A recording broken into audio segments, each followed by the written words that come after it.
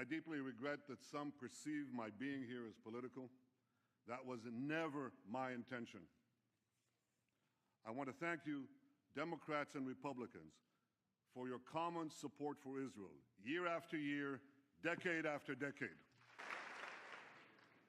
The remarkable alliance between Israel and the United States has always been above politics because America and Israel, we share a common destiny, the destiny of promised lands that cherish freedom and offer hope. Israel is grateful for the support of America's people and of America's president, from Harry Truman to Barack Obama. We appreciate all that President Obama has done for Israel. Some of that is widely known, like strengthening security cooperation and intelligence sharing, or his support for more missile interceptors during our operation last summer when we took on Hamas terrorists. And some of what the president has done for Israel might never be known.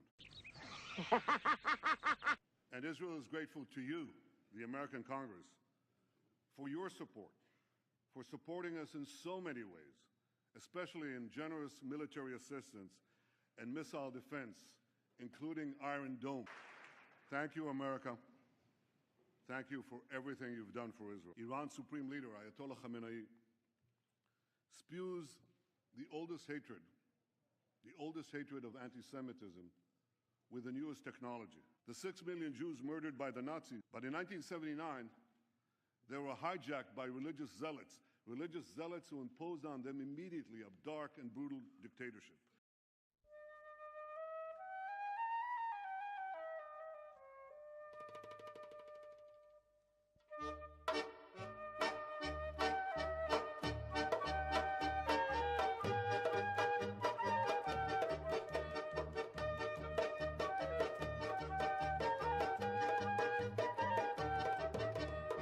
That year, the zealots drafted a constitution, a new one for your orders, but also to fulfill the ideological mission of jihad.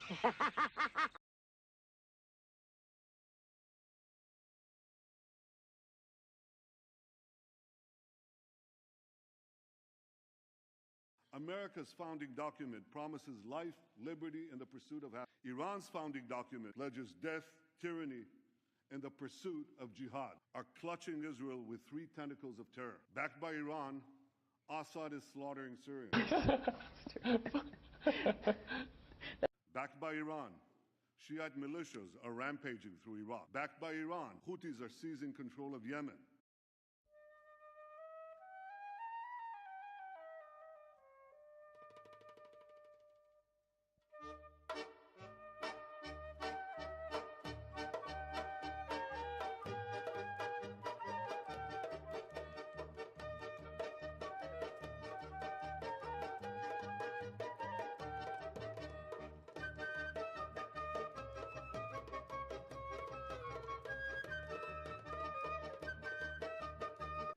Blew up the Jewish Community Center and the Israeli Embassy in Buenos Aires. It helped Al-Qaeda bomb U.S. embassies in Africa. It even attempted to assassinate the Saudi ambassador right here in Washington, D.C. In the Middle East, Iran now dominates 4 Arab capitals: Baghdad, Damascus, Beirut, and Sana'a. And if Iran's aggression is left unchecked, more will surely follow.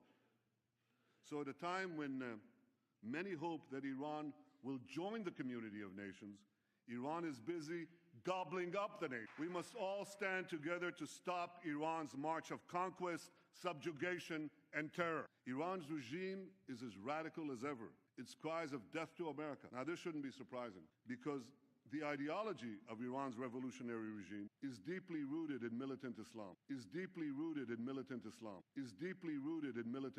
And that's why this regime will always be an enemy of America. The difference is that ISIS is armed with butcher knives, captured weapons, and YouTube, whereas Iran could soon be armed with intercontinental ballistic missiles and nuclear bombs. Right now, Iran could be hiding nuclear facilities that we don't know about, the U.S. and Israel. Iran has proven time and again that it cannot be trusted. But the second major concession creates an even greater danger, that Iran could get to the bomb by keeping the deal. And by the way, if Iran's intercontinental ballistic missile program is not part of the deal. And so far, Iran refuses to even put it on the negotiating table. While Iran could have the means to deliver that nuclear arsenal to the far-reach corners of the earth, including to every part of the United States.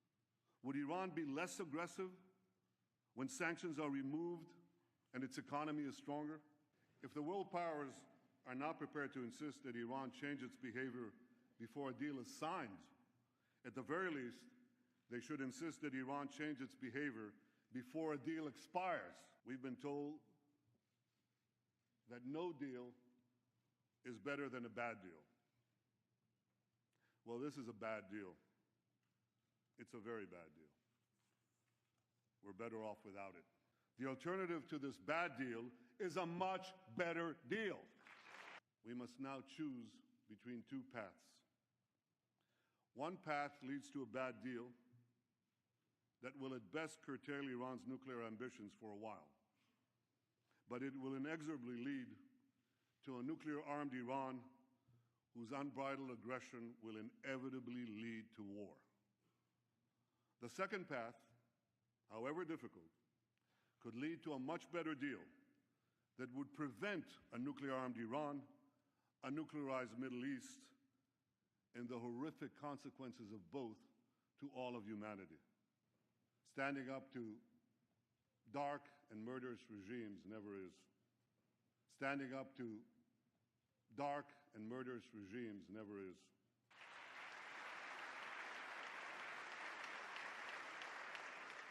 Not to sacrifice the future for the present. And the soldiers who defend our home have boundless courage. But I know that Israel does not stand alone. I know that America stands with Israel. I know that you stand with Israel. Up there in the gallery, overlooking all of us in this august chamber, is the image of Moses. May Israel and America always stand together, strong and resolute. May God bless the state of Israel, and may God bless the United States of America.